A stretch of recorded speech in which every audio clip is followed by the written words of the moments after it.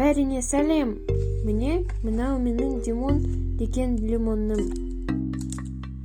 Бұл Ташкент лимонарийінен алынған Мейер сорты лимон. Жасы 8 ай шамасында, маған 7 ай бұрын ұсынылған.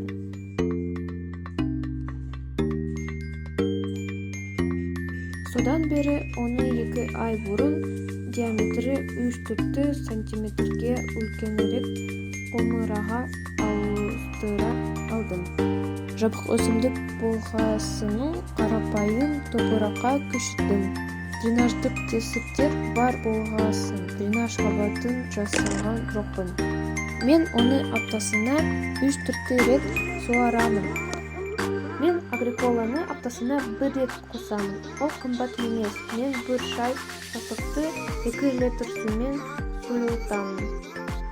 Сондай-ақ мен күн сайын өсуді реттейтін цирконды қолданамын. Бұл арзан, тамаша жұмыс істейді.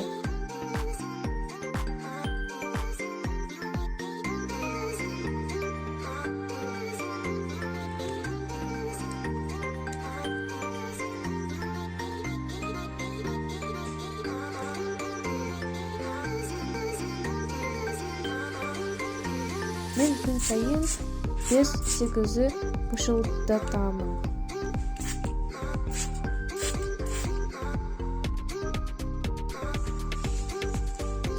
Менің лимоным жарық жерде терезеде батыс жағында тұрады. Қарағаныңыз үшін рахмет, барлығыңды жақсы көремін және қош болыңдар.